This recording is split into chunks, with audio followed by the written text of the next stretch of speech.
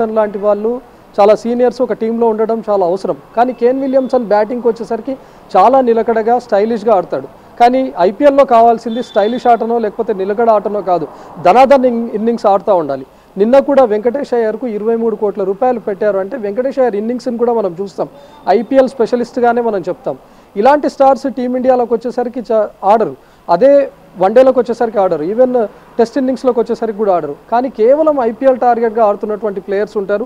ధనాధన్ ఇన్నింగ్స్లు మనం చూస్తూ ఉంటాం, అద్భుతమైనటువంటి సిక్సర్లు కొట్టాలి. వాళ్ళు ఒకవేళ ఓపెనింగ్లో వస్తే ఫస్ట్ పవర్ ప్లేలోనే 100 పార్ట్నర్షిప్ రన్స్ చేసే విధంగా ఉండాలి, ఈజీగా సునాయాసంగా హాఫ్ సెంచరీ చేసే విధంగా ఉండాలి. సో ఐపీఎల్ వేలంకి వచ్చేసరికి ఈ స్టాట్స్ను చూస్తున్నారు తప్ప వాళ్ళు సీనియర్స్గా ఉన్నారా, లేకపోతే అనుభవం ఉందా, సుదీర్ఘమైనటువంటి ఐపీఎల్లో ట్రావెల్ చేశారా, లేకపోతే గతంలో సెంచరీలు వాళ్ళ రికార్డులో ఉన్నాయనేది కాకుండా ఈ రీసెంట్ పర్ఫార్మెన్స్లో ఎవరు సత్తా చాడుతూ ఉన్నారని. ముఖ్యంగా ఇప్పటివరకు ఇంకా ఆక్షన్లోకి రాలేదు, ఆక్షన్లో ఆల్రెడీ లిస్ట్ అయి ఉన్నాడు వైభవ్ సూర్యవంశీ అని బీహార్కు చెందినటువంటి కుర్రాడు.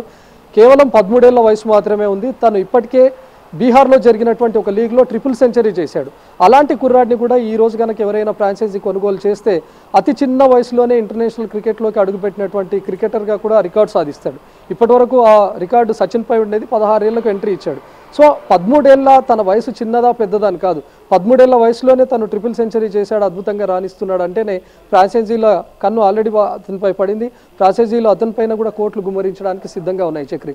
సో ముఖ్యంగా చూస్తే యంగ్స్టర్స్ వైపు ఎక్కువగా చూస్తున్నాయి టీమ్స్ అనే భావించవచ్చు. So thanks for the update Ravi.